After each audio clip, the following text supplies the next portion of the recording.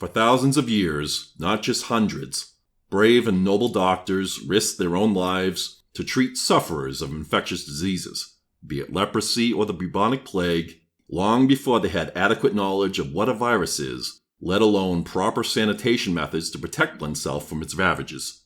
But today, we have an increasing number of so-called medical professionals betraying their own Hippocratic oath and allowing patients to go untreated, unsupervised, and condemned to suffer worsening ailments and symptoms, and not necessarily from COVID, mind you, all because their patients didn't blindly comply to one particular medical treatment beforehand. Some stupid fucking experimental jab that still hasn't been adequately tested and researched. Never mind if the patient has developed natural antibodies against the coronavirus. Never mind if the patient had previously treated his infection with cheaper and more reliable medicines. Never mind if the patient is even infected with the virus in the first place.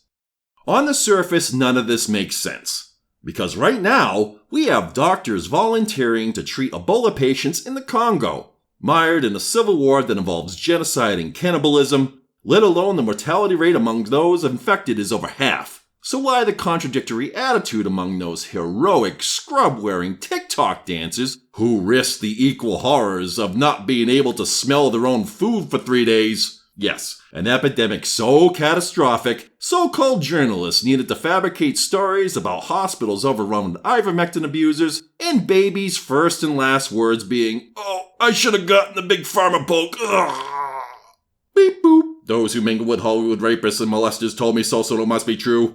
I receive my moral guidance through Cape movies, stupid Christians and their fairy tales." Well, it's not a coincidence that most of these dishonorable quacks are woke, is it? If you haven't noticed already, wokeism has a tendency to make either hysterical pussies or outright sociopathic traitors of its adherents. As I mentioned before, time and time again, that woke was introduced in 2008 during Occupy Wall Street. Before then, hundreds of thousands of working-class protesters were united against economic globalism, regardless of our own political views, and through our unity, we successfully shut down several IMF and G-Summit meetings within a decade's time. But as soon as this woke shit was introduced, almost immediately, the unity among the protesters began to crumble and fade, while schisms were forming amongst racial, gender, and sexual lines.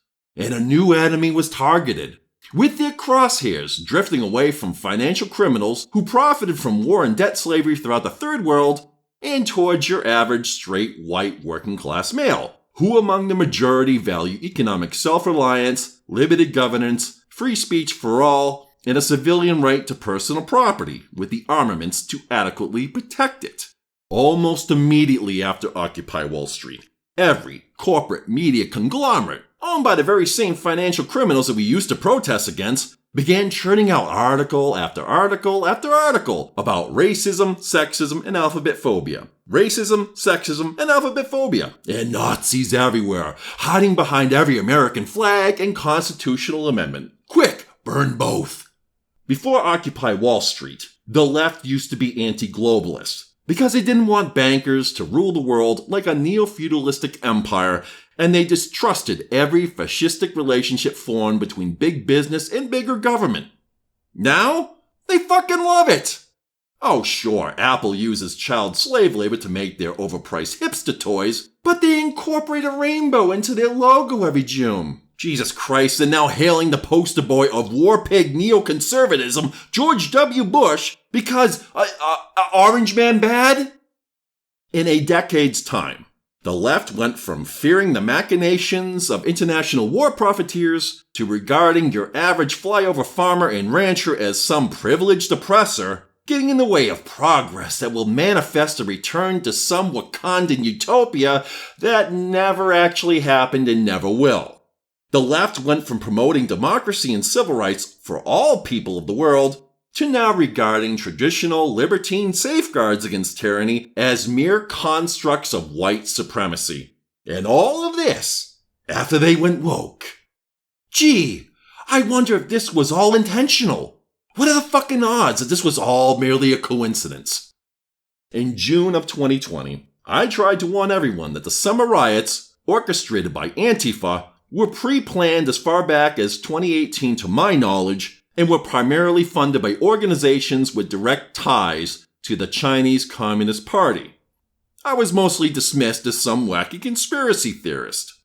Cut to 15 months later, and we now know that a U.S. chairman of the Joint Chiefs of Staff, just as woke as your average Antifa terrorist, secretly agreed to informing Communist China of American battle plans, even though that China is currently the greatest threat against America's world hegemony and the free world in general, and currently threatening several of America's sovereign allies who happen to border the South China Sea with nuclear strikes, let alone conventional means.